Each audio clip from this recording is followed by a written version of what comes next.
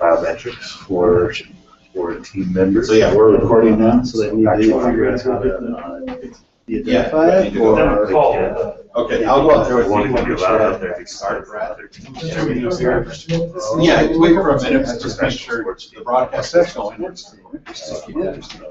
is interesting research. Yeah, so their VO2 max is all at the top of the chart, probably, right? Yeah. Everything there is Professional set up. soccer I'm players gonna at get altitude. and stuff. Yes, right. Already to do that, and then. So we might have like the Amex charge card spin data. Yeah. What we're thinking we do is index it so that we wouldn't give away any corporate secrets. It'd just be January 23rd equals 1. Yes, I will. Or the 3, January 0.97, you know, so Show decrease. based off some arbitrary base, right? So What's your hypothesis? Do you think that people spend more because you know, they want actually, to I don't know which way it'll go. But it could be either. Would we right? go indoors to the mall and shop on a bad air day, or do we stay home and not spend on a bad air day? And then do I want to Weather budget? probably weighs into how cold is that day. Yeah, so our independent variables other than But I'll put it in context. As I call it. other than weather, I guess we'd have to do dummies and holidays or something, but mostly I would I'd just rest on it being a fixed effects model and just not try to worry about anything else. Just sort of have it be it is, you know, air spins, and then, like you say, gotta have temperature. And I don't know the swing of Other it, measures, certain but and Their website. I mean, I like these. I like So. year over year, Yeah. Certified teachers. For red air. was it? class. Oh, he had relatively few. It seemed like it to me too, compared to some other years, but it was the worst. 5 lectures a week. So. It's at least a decade, if not. Huh. I remember it was 2 or 3. And so I have developed a bunch of Minor. So I have Monday, Wednesday, Friday logistic morning. rich code, And rich regression, which is the way you Monday, treat Wednesday, I've got a highly autocorrelated or highly optimal data, and that's interesting to me because I think you want to. I would like to see psychologically. There's one thing that's just the air quality as we measure 2.5 or whatever, and another thing is when it's actually officially declared a red air day, and that's going to have a psychological impact. But obviously, those two are highly correlated. So the way you tease that out is well, what new technique. Sorry. So it's trying to use the new tools. That's awesome. Awesome, actually. So one warning, discovered from somebody, they actually strategically placed, you know how you were at the meeting with the air quality guy from DAQ, so he said, we normally have 100 sensors. We haven't had the budget, so we decreased the number of sensors by like 70. So the entire state. And so they put sensors at like a couple of elementary schools to keep the weather. Put a parking lot, put a couple of sensors in weather balloons, weather views. That's it. But I haven't found out to strategically place those so that we stay under the bed. They're actually just scroll the data. Bastards. So they'll screw up your. Any kind of time series thing, I mean year over year thing, I assume they keep it the same for the year. Well, the other thing is, I want to point out to you guys, somebody has, I need to go on the site and comment on it, but somebody's published the egg, those air eggs, you know, those air eggs. So the one that's in Marmalade, I know the owner of it. I talked to him about it, and there's a group. This VOC of all organic compounds Does he have that index module, every they day? never registered anything, even though he lives directly downwind from all the refineries. You know that. The reason those eggs are so cheap is they're uncalibrated. So 2 of them out of the factory may not register the same thing. The fact that there are a bunch of them spread around is kind of iffy. And for that matter, every single one of them has been down for the last several months. So his too. He just unplugged it because he's having his deck rebuilt or whatever.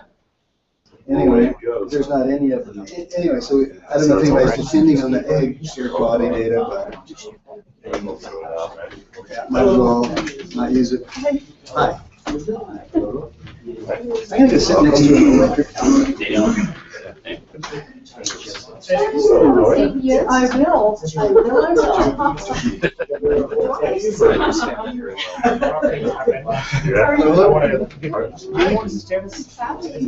Come up, join us. Pardon? Yes. We met the other day at the U, right? Oh, you just got that. Yeah. So, no.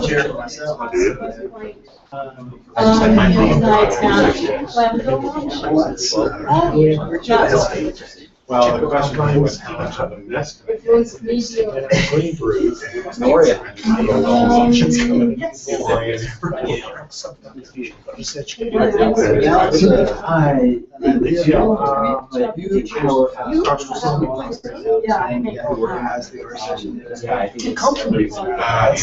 Andrew, here's my buddy Brian. Well. So I'll be real quick. Anyway, new package out. It's very cool. It's missing most of the stats. Normally see what's opportunity there.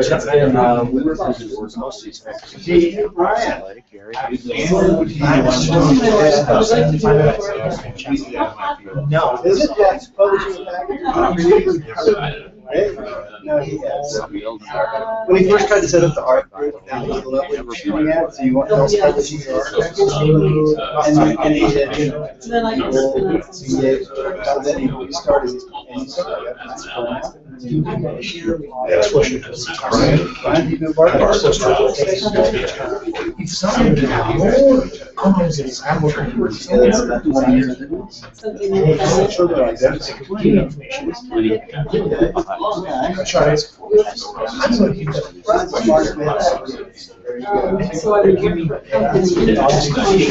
that for an introduction? How was that for that?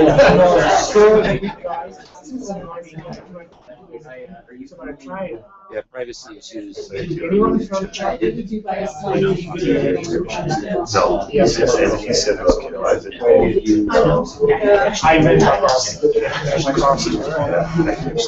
Now, Brian is,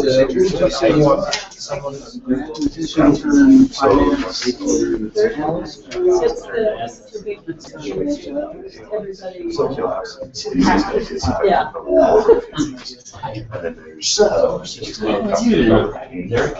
Eric. I know.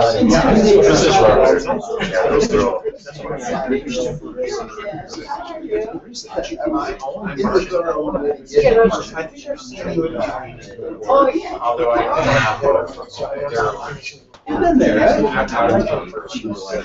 So, Kelly, Right, you might see that tomorrow. Oh, in the night.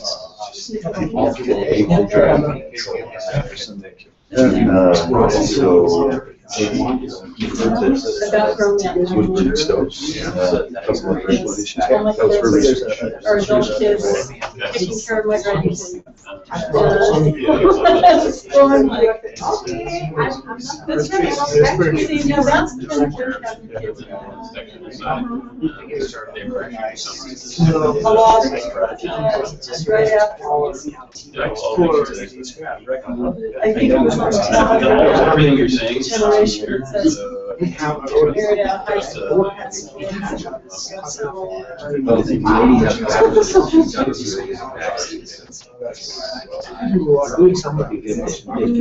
Well, huge.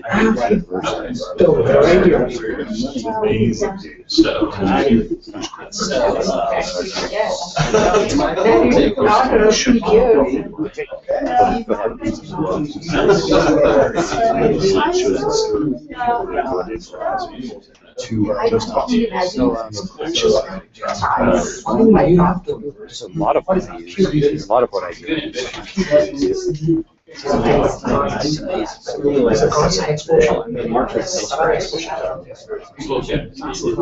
Some of the early work.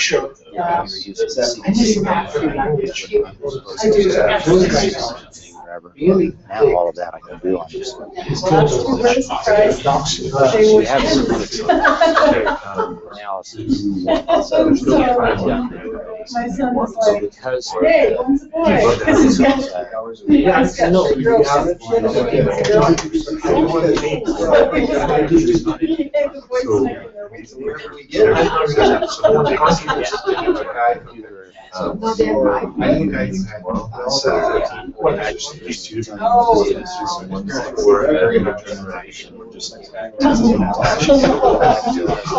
Other better ways to do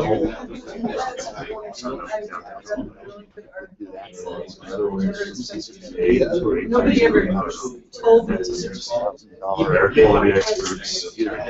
Something about how I look at right? All of a sudden, you're just. no, that's what computers actually Connection. located in Ottawa. So for a lot of this, I actually fly to Ottawa. Exactly. Fly to Ottawa. We actually sit in a little room. So I absolutely.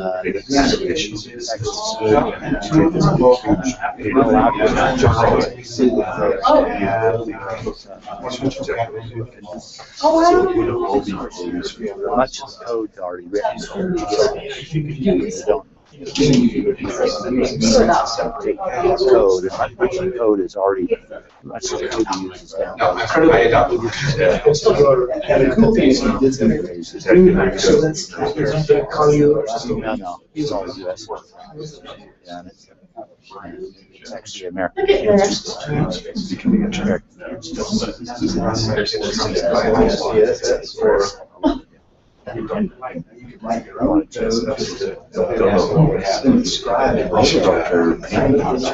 Dr. Robert. It's been used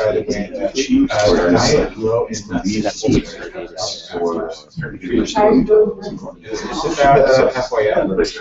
Yeah.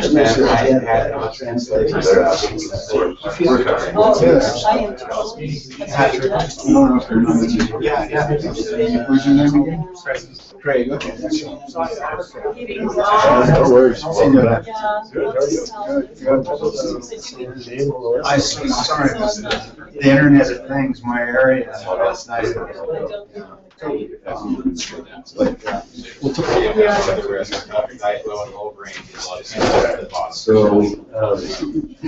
don't know where Pat went. I was actually going to have him just introduce what we're covering real quick. In a minute here, I'll have Brad Stone introduce Dr. Pope for us and tell us a little bit more about what we're going to cover and talk about today. Right? Wanted to mention a few different things that are going on right now. This is all tied into the air quality competition that we're doing as the Big Data community. How many here are familiar already with the air quality competition and what we're doing? Thus, I do see a few new faces, right? So as a brief, very brief note or cliff notes on what we're trying to accomplish. We, as a big data community, are trying to do two things. One is make Utah the big data hub for the world. We are going to start figuring out how to measure that, how to compare it to other states, other places around the country and around the world, and then start trying to figure out how we get ourselves on the map. Right? We've been doing a lot of things like big conferences, big competitions to help people get practical experience, to get training, but they're all relatively small in scale. There are a lot of really large companies here locally that are doing a lot of things from a big data perspective, but unless you're thinking about those companies, you don't realize that Utah has this very, very large group of individuals that do know and understand big data. From a technical perspective, Utah per capita has more technologists than any other state in the nation. And a majority of people here in Utah are related to data in one way or the other. Right? And so you get into actual technologists. So we do have the potential, we have a lot of things going for us, but we need a lot more recognition. So we wanted to take on something that could provide more recognition, something that gets a lot of press, right? But also something that affects all of our lives. Something that's very, very complex, because the more complex the problem and the more you're able to solve that problem, the more recognition you're going to get. So this is why we chose to take on air quality for this summer and fall's competition. Right now we have 13 teams. I don't know if we'll stick with 13 teams or if a couple will combine. We have roughly 70 people. I don't know if that will go up and down a little bit, but there are definitely going to be dozens, probably at least 5, 6 dozen people that are all competing together.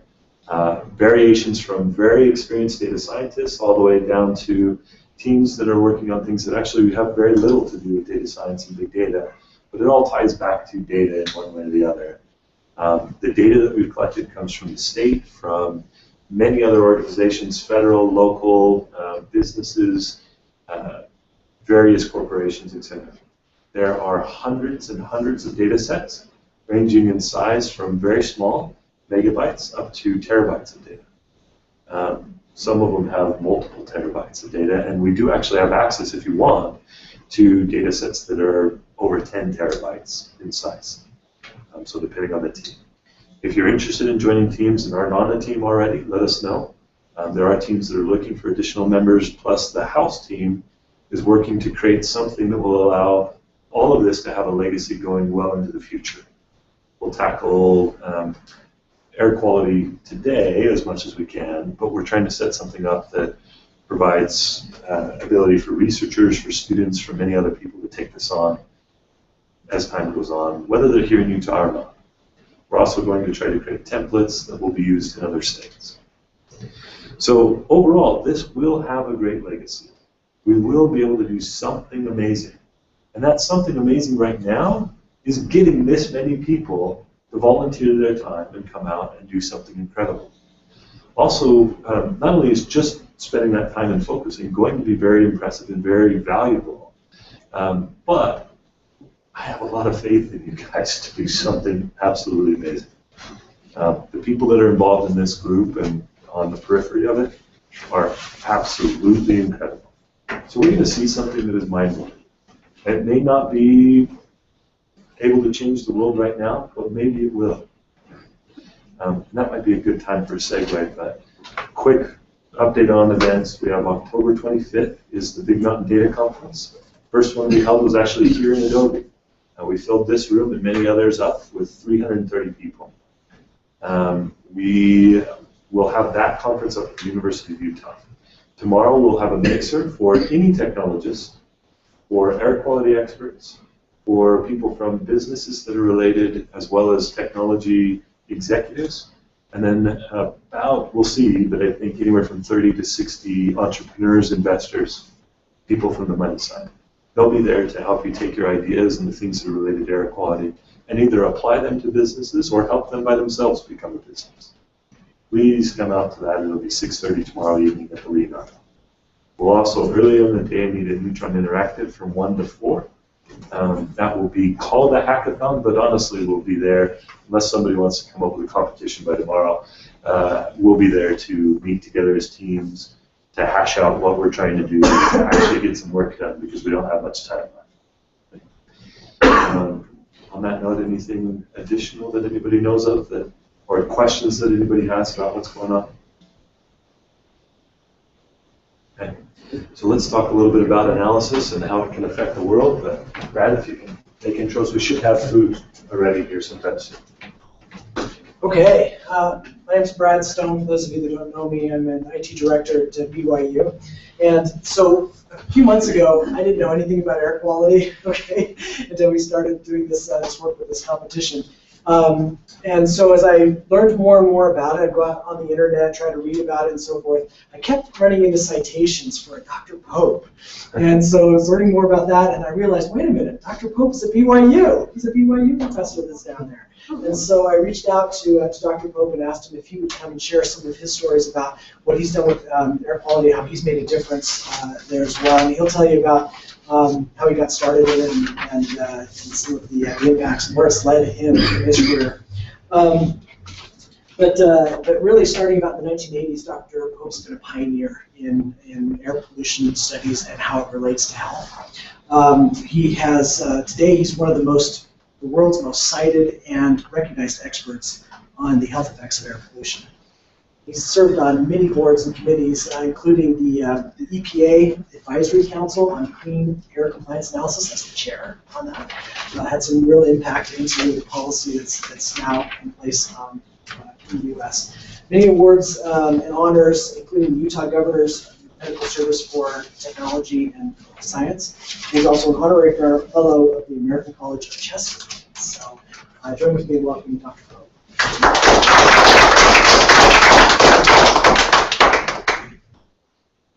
Well, it's a pleasure to be here. Thanks for inviting me. I've never been to this facility before. It's pretty amazing, actually. I want to work here, I think. Nice. So we'll keep this informal. So if you have questions or anything comes up as we go through, don't hesitate, all right? Let me just start out by just sort of showing this slide. So I was involved with the project. I mean, there were about 300 scientists around the world actually involved with this project. It's called the Global Burden of Disease Project. It was for 2010, published just about a year and a half ago in The Lancet. Basically, what this project was trying to do, and it's kind of a big data. I don't actually even, to be honest with you, I don't know what big data means. I don't know that this is big enough to be big data or not, but it was big for us. And we're trying to incorporate information in the medical literature to try to understand what factors influence or what factors contribute to global burden of disease. And you can see sort of the list: high blood pressure, smoking, alcohol use, household air pollution from solid fuels, etc. Now, one of the interesting things, and it's actually a bit surprising, it's interesting how air pollution shows up on here so prominently. First off, it shows up here by the most effective way we know to expose our lungs to pollution. That's cigarette smoking, all right? Very effective way to cause burden of disease. The next one is household air pollution from solid fuels, which is an area I am somewhat involved with. But it's not particularly important here in Utah. I mean, very, very few homes in Utah use solid fuels for space heating. And those that do, it's almost always well ventilated. But in many places throughout the world, in China, in India, in Pakistan, and elsewhere, using so-called three-stone stoves or fairly primitive stoves and very poor ventilation, they're exposed to massive amounts of air pollution. And then even just ambient air pollution is in the top 10 of contributors to global burden of disease. So we're not talking about something that's just trivial, and we're not talking about something that's just local. In fact, this is actually a bigger deal in many other parts of the world than it is here. Here we have our inversions that we've been talking about and things, and we do have those issues, but there's worse air pollution in many other parts of the world. So this is just another way to sort of show this. The estimates are is that somewhere between about around 3.2 million people die each year in the world due to ambient air pollution. Another 3.5 from household air pollution, and then of course tobacco smoking even more. Now, how do we know about the health effects of air pollution? Well, we began to learn about the health effects of air pollution really in the 1930s. There's Meuse Valley, Belgium, had a bad inversion. This is an industrial valley in Belgium. Had an inversion occur for a few days. They had 10 times the expected deaths in those few days. Lots of extra illness. Denora, Pennsylvania, of course, a lot closer to home. This is a community, a fairly small community, about 30 miles outside of Pittsburgh, right on the yeah. Thanks for getting rid of that. I assume that's what you're doing. Maybe not. Oh, would you hide that? But a small community outside of Pittsburgh on the bend of the Monongahela River. Thank you. This is actually a photo during an inversion in October 1948 at midday. Wow. I mean, the pollution was just absolutely horrendous. And they had about half of the town's population fell ill. They ran out of coffins. Half of their doctors were sick. I mean, it was really an ugly situation. And one of the real concerns was, man, if something like that were to happen in a big city, we'd not lose just dozens of lives. We'd lose thousands of lives. And then about 4 years later, in London, England, 1952. That's precisely what happened. It's hard to estimate it exactly, but somewhere between about 4,000 and 12,000 deaths were attributed to an episode around 5 days of this is again in the middle of the day, just outrageous pollution. So at that time we knew, by the end of the London fog episode, it was clear that enormously high concentrations of air pollution contribute to disease and death. Now, here, for example, is London. You can see this is in December 1952. Air pollution, even on relatively clean days in London at that time, were quite bad. But then they had this episode where smoke and sulfur oxides jumped up dramatically. Now to put this into perspective, this is about 2 milligrams, or 1.5 milligrams of fine particles, which is about 1,500 micrograms. Now, in our bad inversions, back when I was doing studies when Geneva was operating, we got as high as in the 300s sometimes. Right now, we never really get more than about 100 or so. So this was about 15 times higher than sort of our worst episodes here, and comparable to actually higher than even what you rarely even see this even in the most polluted cities in China. Okay, so these are very, very high pollution. This was very high pollution, but look what happened to deaths. It shot up, and the reason I took that, there's about, if you integrate underneath this curve, you get right here, you get about 4,000 deaths. But it didn't go back to baseline for about 2 weeks, which gives you a total of about 12,000 deaths. Now, how did I get started in air pollution?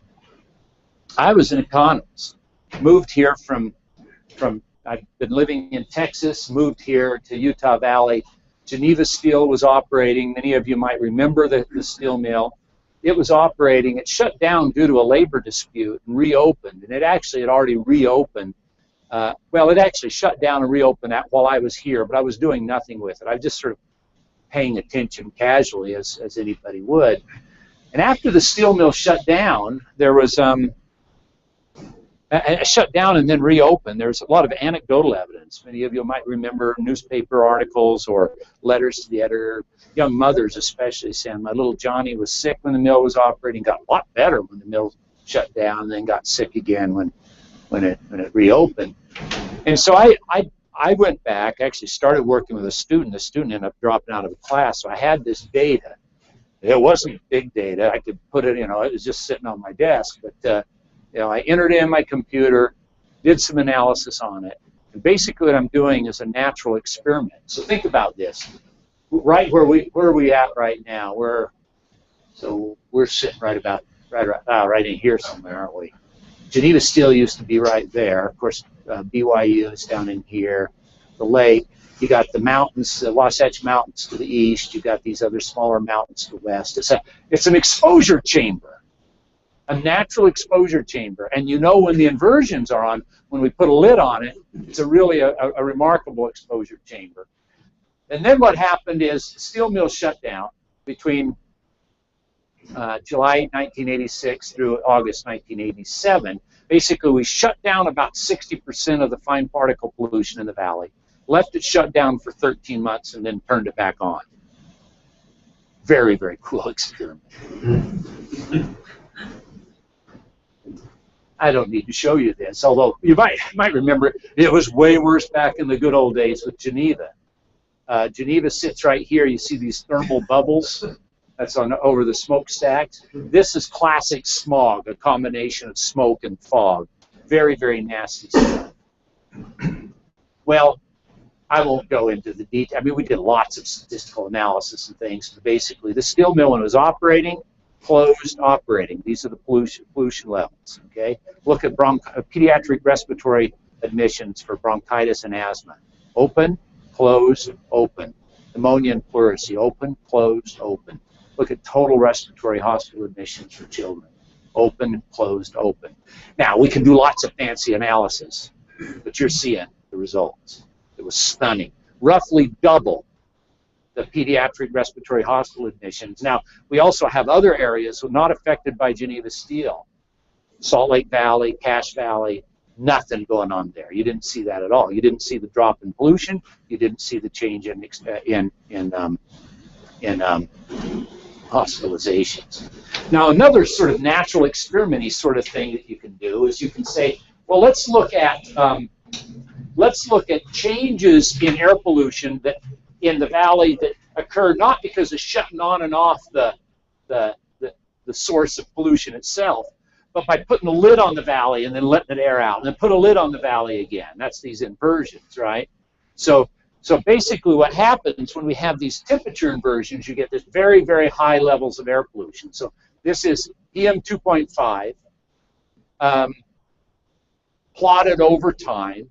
I should put in it, I've got another one, but they all, so you get these bad inversions, pollution gets very, very high. The current standard for PM 2.5 for a 24-hour standard is 35 micrograms per cubic meter. So you can see during these inversions, we often get well above the current standard. The current annual standard was 15 when I created this slide. It's now 12. We're right at we're close at violating the annual standard as well. But you have this enormous variability in air pollution. You wonder if you could utilize that variability in health studies. So, for example, right here across a similar time frame, I'm looking at daily mortality counts, and you can see that's count data. Some days nobody died in the valley. Some days one person died, etc. I can do a non-parametric smooth through the data. These are actually low S smooths through the data, and you can see the seasonality. So what you're doing now is peering through the Poissonian variability in this count data and filtering out and looking at the seasonality.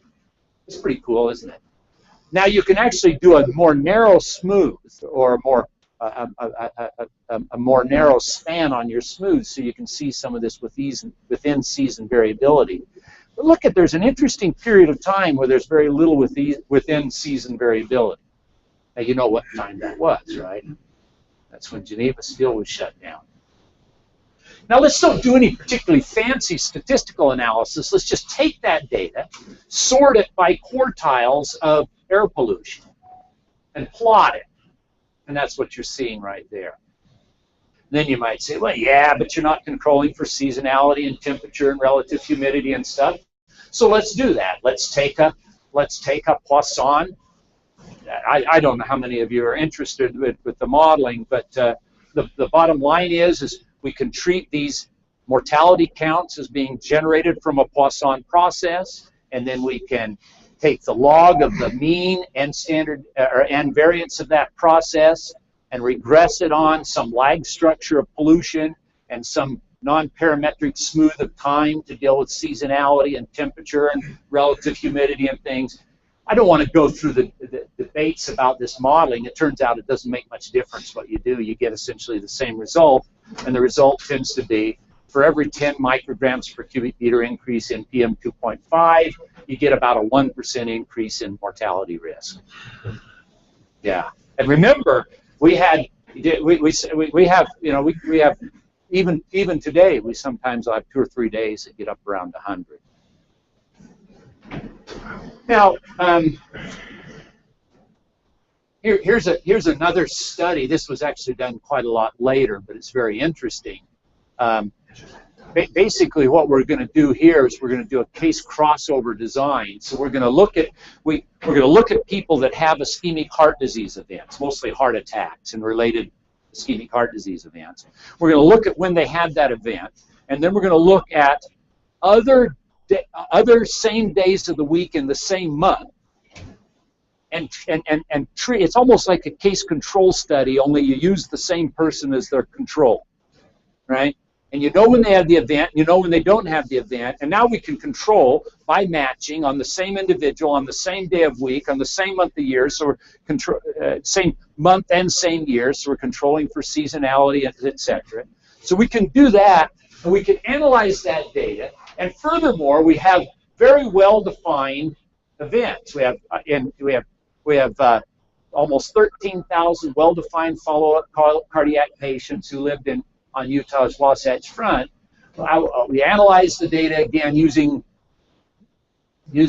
the similar sort of statistics, although now we're controlling by matching and using a conditional logistic regression and control by matching for all the individuals, so the individual level effects, season and month of year effects, time trends, day of weeks, etc. What did we find? We found that ischemic heart disease events were more likely to occur when the pollution was high. In fact, for every 10 micrograms per cubic meter increase in PM2.5, we see about a 5% increase in the risk of one of these ischemic heart disease events. What was fun about this particular study is because we had these angiograms and we could actually look to see which of these subjects had occluded coronary arteries. We could look to see if these acute events, it wouldn't make sense for an acute event to actually kill somebody who was healthy with an ischemic heart disease event, and sure enough, it didn't. Those that had zero diseased coronary arteries, we saw no effects. But those that had diseased coronary arteries, you sure did. Interestingly enough, we've done a similar study looking at heart failure.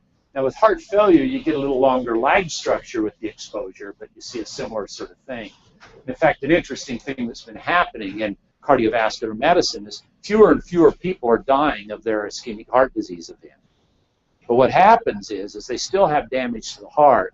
They end up more likely to have and get heart failure, and then they don't die immediately. They die later, and this is important. So it'd be fun to show you a whole bunch of these studies. But we've done many, many studies here in Utah that have clearly illustrated that exposure to air pollution, short-term exposure to air pollution, are associated with daily deaths, hospitalizations, lung function, symptoms of respiratory illness, school absences, and ischemic heart disease, as I just showed you one study.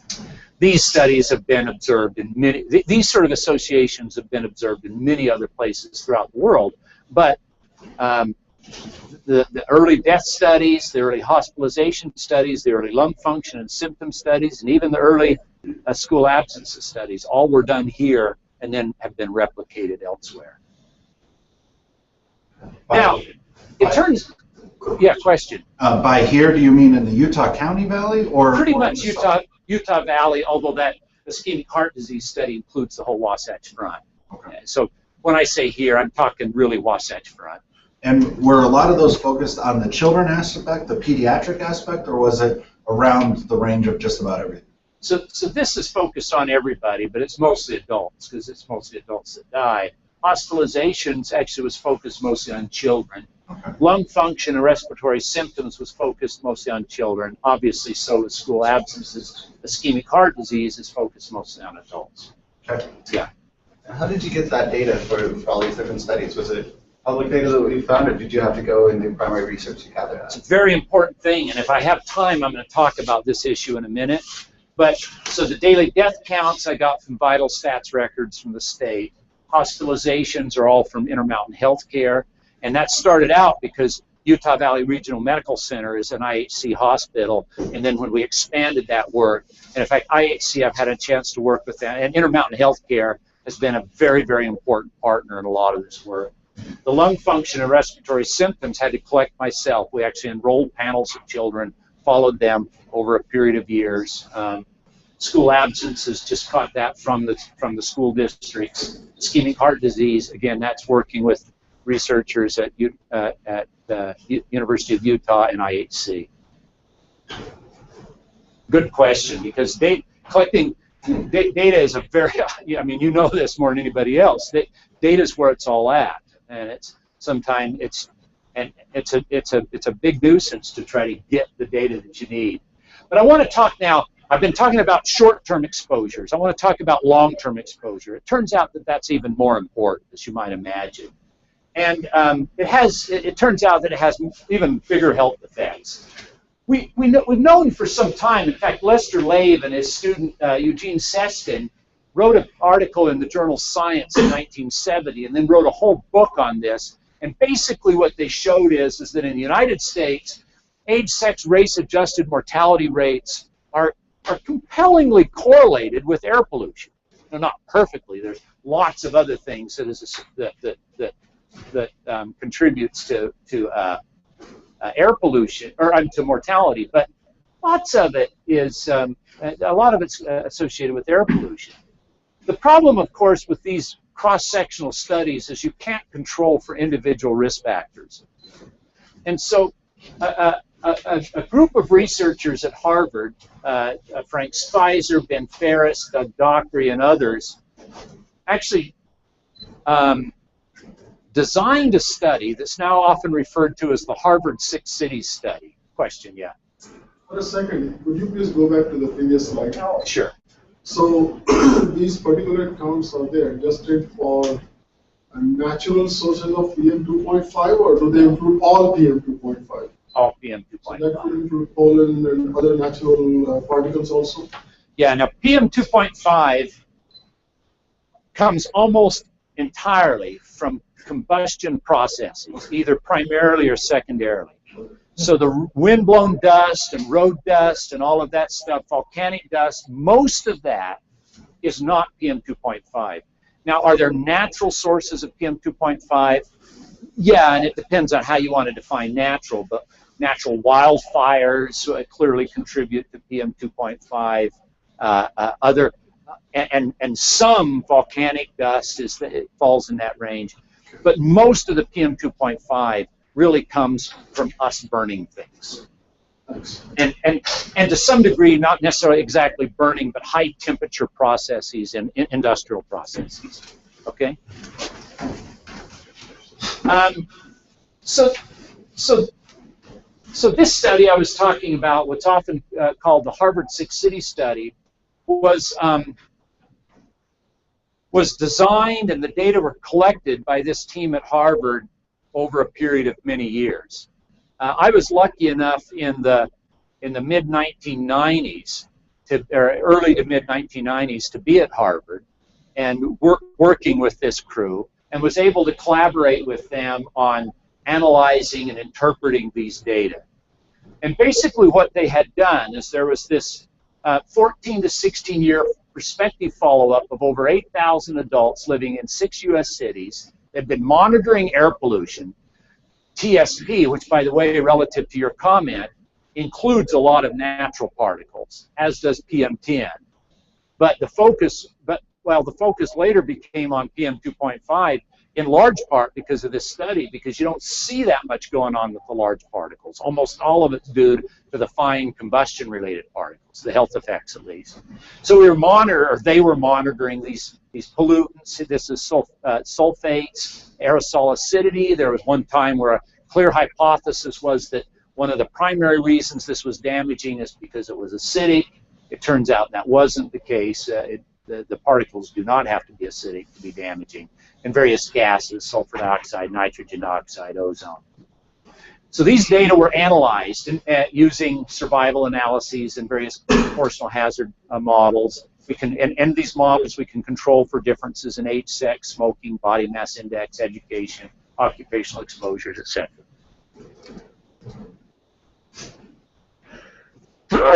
Excuse me. This just sort of gives you a feel of how the study was designed. At time naught was the time of enrollment. So at time naught they enrolled people, and then they followed them up for at that time up to 16 years, and now it's many more years. This horizontal axis is the probability of survival, and you can see at time of enrollment 100% are alive. In fact, that was a condition of enrollment. and then we followed them over time. And remember, there are people from 6 different cities. 2 cities that were relatively polluted, quite highly polluted, really: Steubenville, Ohio, and St. Louis, Missouri. 2 cleaner cities, quite clean cities: Topeka, Kansas, and Portage, Wisconsin. And then 2 cities kind of in the middle: Kingston, Harriman, Tennessee, and Watertown, Massachusetts. But you can see this splaying out in these survival curves. Those in the more polluted cities were dying more rapidly than in the clean cities. There's still no control for anything in this sort of crude analysis. So if we do Cox proportional hazard regression analyses, most of you may know this. I'm going to skip the model itself. But from that, we can Now we're controlling for age, sex, race, body mass index, smoking history, occupational exposures, etc. So we're controlling for a bunch of things. Just to put things into perspective, from this model now, we can see the impact of smoking, 25 pack years for a current smoker versus a never smoker. So this is kind of across a reasonable range of not smoking versus pretty substantial smoking. And you can see the risk of all-cause mortality is 2 times as high. Now this is a conditional risk upon living up to a certain point of time and then living in the next period of, or I'm sorry, dying in the next period of time. The conditional risk of dying is double if you're a smoker versus not. Same with lung cancer is 8 times higher. Cardiopulmonary, meaning cardiovascular and respiratory death, 2.3 times higher. Not a surprise. Cigarette smoking is very damaging to your cardiopulmonary health. But look at this. If you talk across the range of air pollution, you get a 26% increased risk of dying. Now, what's the increased risk of dying from smoking? 100%, twice as high. Now, here's the crazy thing. When we first saw these results, it became very quickly apparent that in a polluted city, the attributable mortality from air pollution was as large as from smoking. Right? Because in that city, how many people smoke?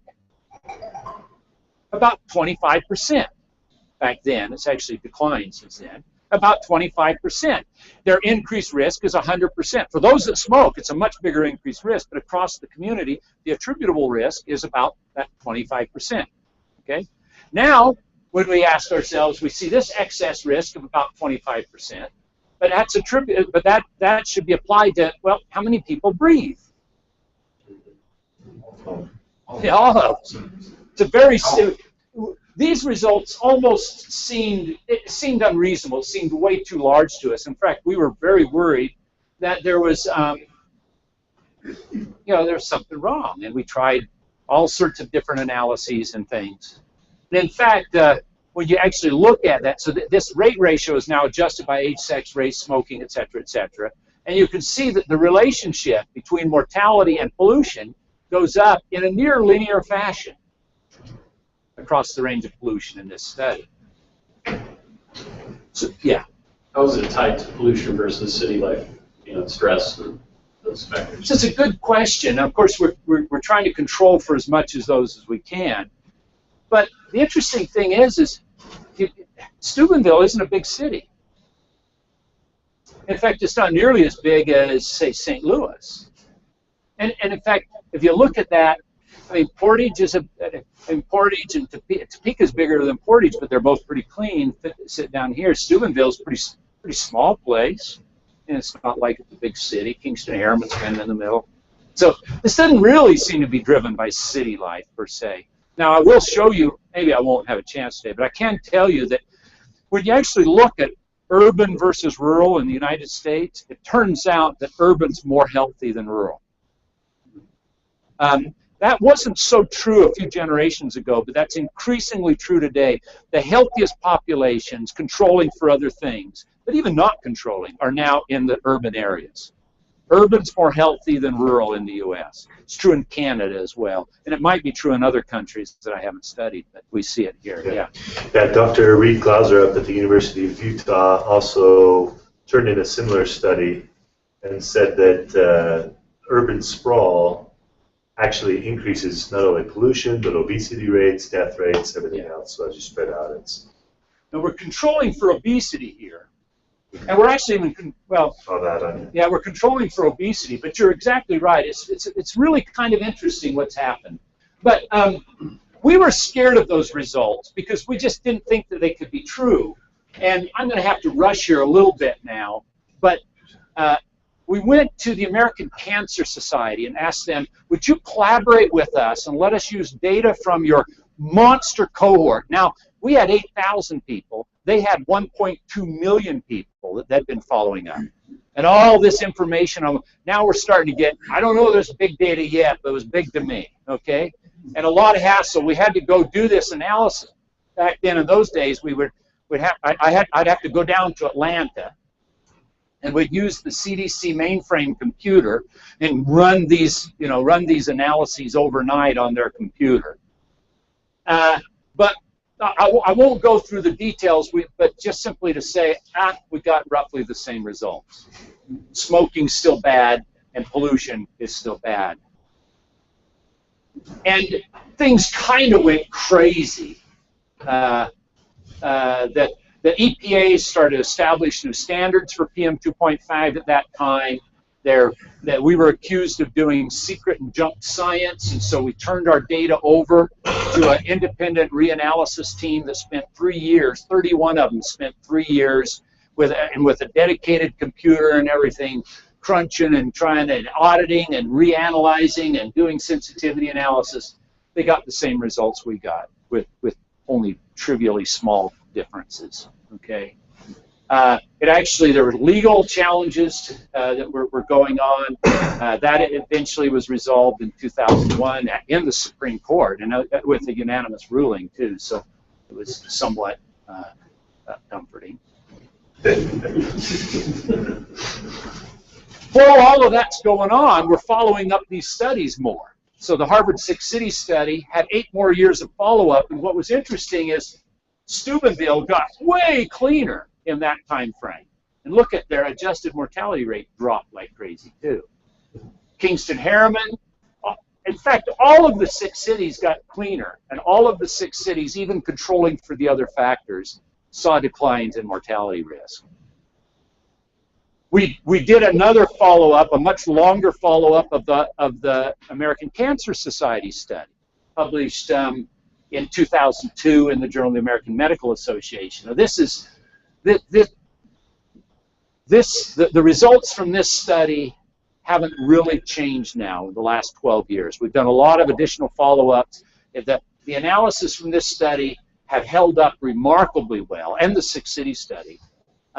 Basically what we see is that when air pollution goes up, we see increases in mortality, and we see it mostly, look at this, ischemic heart disease, arrhythmias, and heart failure, basically from cardiovascular disease. This was a surprise. We thought respiratory disease prior to that. But that's what we found. Oh, that's just fun. Okay. Now we could, you'd think, this is really good news. We've learned about something that causes death. It's something we can control. We should do our very best to deal with it.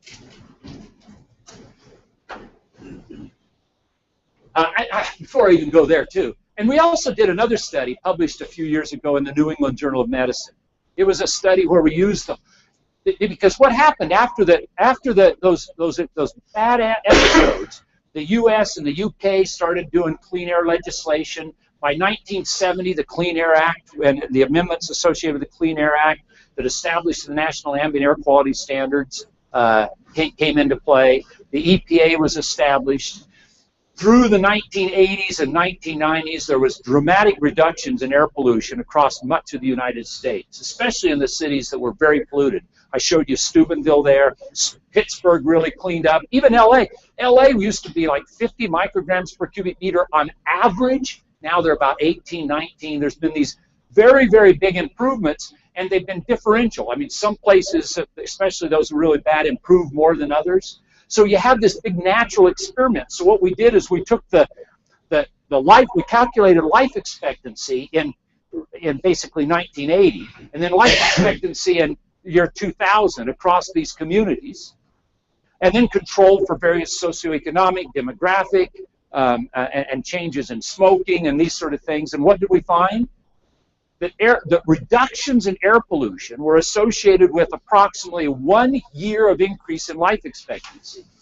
There was nothing we did in medicine that was bigger than that, with the exception of reducing smoking and possibly statins, the introduction of statins, which have benefited us a lot.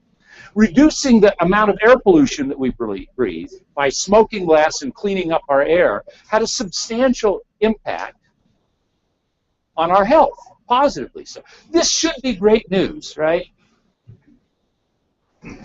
Well, there's now been these battles over science and the data and whether it should be secret or not, this sort of thing. So we've been accused of being involved in secret science.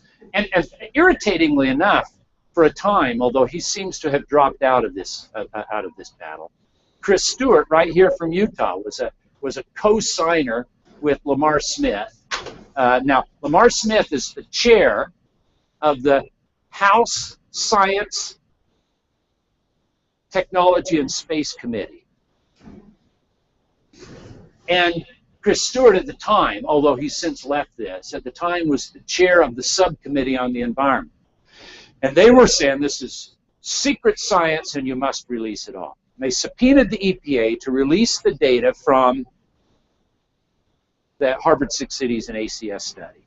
Now, the EPA doesn't have the data. I don't have the data. Who has the data? Harvard and ACS. Now, Harvard and ACS, I mean, I worked with Harvard originally on that research and continue to work with this research team or some of these researchers. But that doesn't mean that I own the data. That doesn't mean EPA owns the data. Same thing with ACS. So now ACS has been very willing to share data and allow people, I mean, to analyze the data. But at any rate, they had that, so that subpoena occurred. The EPA, of course, couldn't do anything about it. And then now, I don't have a slide for it, but now both in the House and in the Senate, there's been legislation that's been introduced called the Secret Science Reform Act of 2014. You know, and basically it is again saying we cannot, the EPA and other agencies cannot impose any policy based on secret science. And what's that defined? It's defined as is any studies that use any data that can't be released to the public. Now, of course, what does that mean?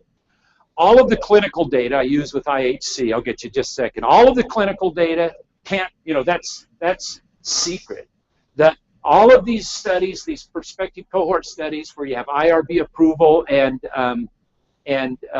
confidentiality agreements, that would be considered secret, even though, of course, it's not secret in the sense that many scientists are getting to use it and look at it.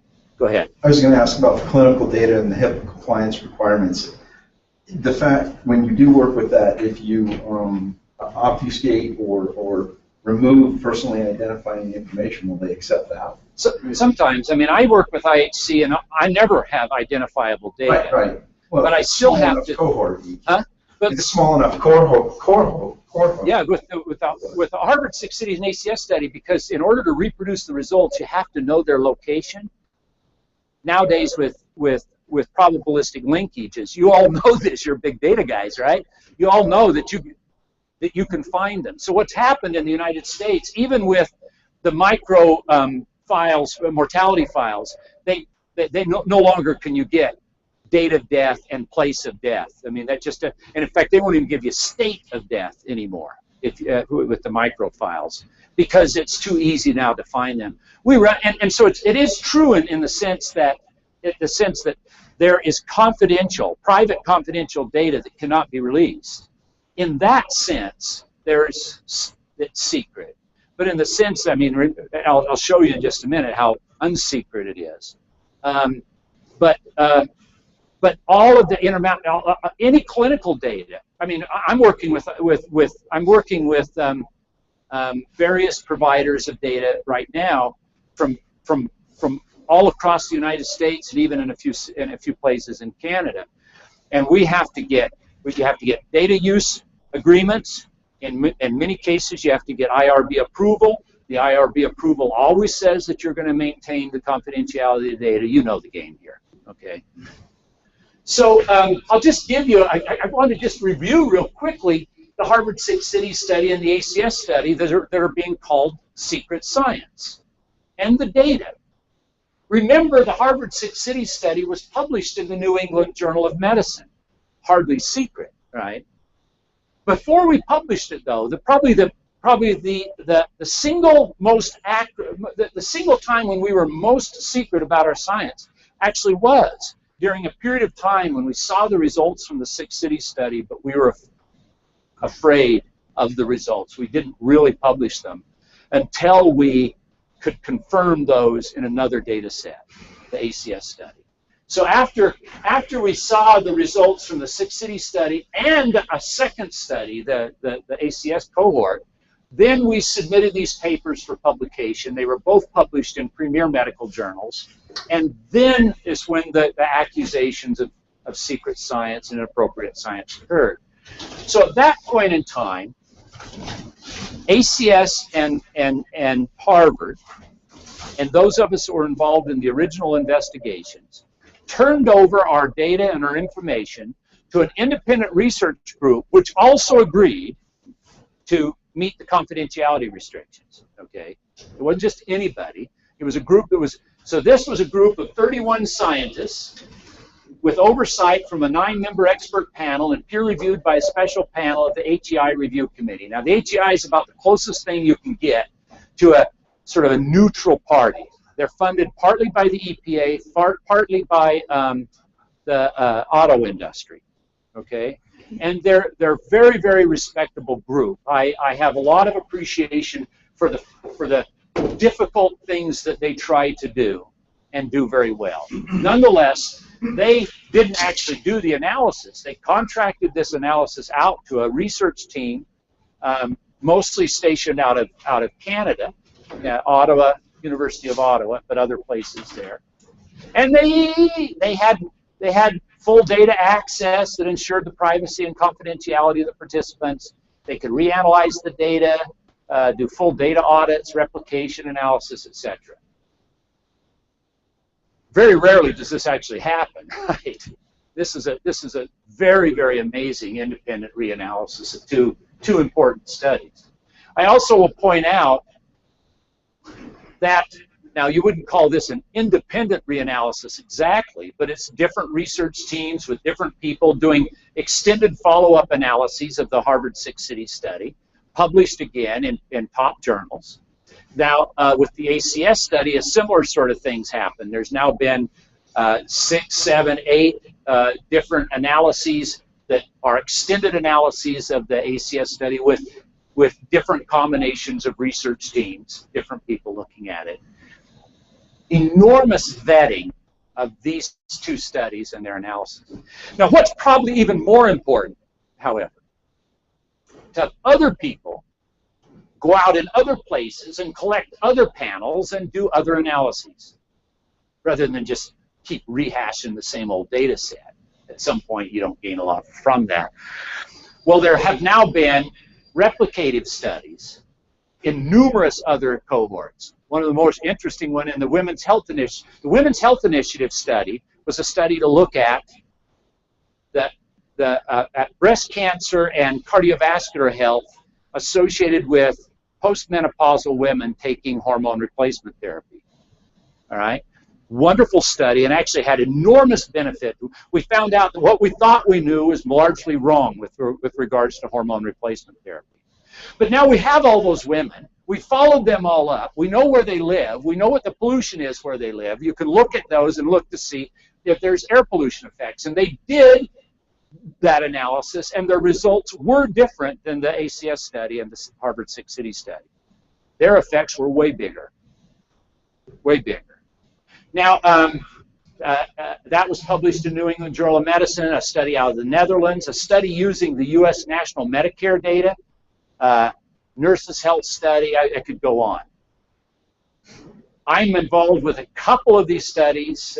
You know, I'm a co-author on one of this Canadian study, but most of these are completely independent of me, and most of them are completely independent of those of us that were doing the original studies, and that's the way it should be. Now, I don't want to overstate the importance of these studies, although they're good studies and are very important and have played a big role in this debate. But if you sort of did it right, you'd say, let's make them a little smaller. Because, in fact, there's tons of other studies, some of which I've alluded to in this discussion. There's these episode studies of mortality and morbidity. There's these population-based cross-sectional studies. There's these time series and crossover studies on mortality. Similar thing with hospitalizations. There's studies looking at lung function and respiratory symptoms. Intervention, natural experimental studies, of which I've talked about with the Utah Valley study. fascinating study done, just published in the Proceedings of the National Academy of Sciences just a few months ago, actually, from China. Cardiovascular and cerebral vascular event studies. Then there's a whole host of studies of subclinical markers of cardiovascular health, controlled exposure and animal toxicology studies, etc. The reality, and all of these have their different challenges with regards to the data. Some almost none. Some of the data is publicly available and easy to get. Others have to, these lung function studies, all these subclinical marker studies, all these controlled human studies, all of these require IRB approval, confidentiality agreements, the whole works. Other studies are clinical studies based on clinical data. The bottom line is, however, the evidence of air pollution effects have become quite compelling.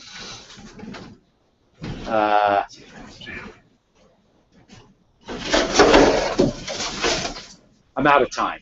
I'm completely out of time, but not out of stuff. Let me just say this.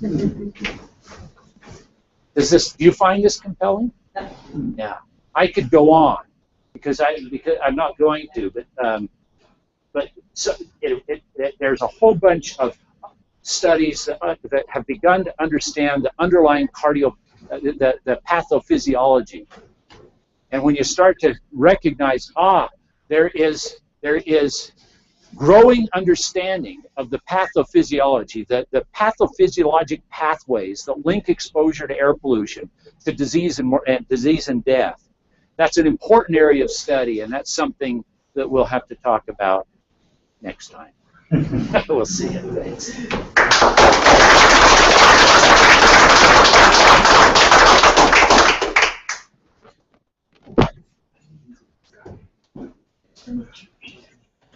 You're welcome. Thank you. There is pizza and food outside, some drinks and everything as well from Adobe and Utah Geek. So thank you guys. So I'll eat a piece of pizza and then I'll stay here and answer any questions you're talking about. So is it bad to live in Utah County? Utah County is a cleaner, better place to live than most urban areas, even in the U.S. How about Salt Lake County? Salt Lake's about the same. When our air pollution's bad, it's pretty bad. But most of the time, our air pollution is our air is pretty clean. That's so the good news is it's usually pretty clean. The bad news is sometimes it's not. But here's the and go skiing, go up above the inversion. But what's really neat about Utah, and this is very important, we're learning that you get, even in Utah, reductions in air pollution still result in improvements in health. And our goal should be, and you'd think that Adobe should really want this goal, all right? Our goal should be because you look at this building and you believe it. Clearly Adobe believes that we should have clean, quiet, safe, healthy environments, right? And that's what Utah should be. We should do and there'll come a day when we look back and say, we had sidewalks along roads with tailpipes, putting this stuff out for us to breathe when we jog and ride our bikes. We will think of that as being almost as archaic as bloodletting someday. You understand? It will seem crazy to us. Now, I'm not saying what we've done is wrong or immoral. We've been doing the best we can as we've gone. But at some point, we're going to look back and say, that was crazy. And the internal combustion engine will. I actually don't think mass transit is going to be the thing that takes over. I think it's still going to be private cars, but they're going to be clean private cars, and we're not going to be burning coal for everything. Someday our windows will all be generating electricity for us, as will all of our roofs. Probably the paint that we put on our buildings will probably all be generating electricity. My guess is, it wouldn't surprise me someday if our roads aren't generating electricity that we are running into our vehicles. Already exists out there. It exists technologically. That's exactly right. This is all going to happen. And Adobe, I think, and these types of industries, I think, are going to be important in helping us move that direction, because it's not going to be the oil and gas industry that's going to take us there, right? Or the coal industry. The clean, we already burned our dirty coal. It's all clean coal now. We have to. It's going to take some time, but I hope it happens. But it has been happening. It's dramatic what has happened in the United States since the Clean Air Act, or the Clean Air Act amendments in 1970. Since about 1980, in the last 30, 35 years, we've made enormous progress. And you know how much it's cost us? I don't know either. Nobody else knows, because what's happened at the same time? Our economy's grown, jobs have grown, our population's grown, more cars on the road. Technology's improved. It doesn't seem like it's really caused us serious issues. The serious issues, when you look at the world today, come from us not doing enough, probably. The massive amounts of carbon that's being emitted into the air, the concern about global warming. I'm no expert on it, but I think it's crazy to deny it anymore. And the health effects associated with this, these are issues that we got to deal with. What drives Chris Stewart and others? Huh? What drives Chris Stewart et al. To fight this? Campaign contributions. That we just told you for sale. So I can say this about Chris Stewart. I don't know that it's true. Am I off the record? Seriously, Well, yeah, we need to know officially. These days.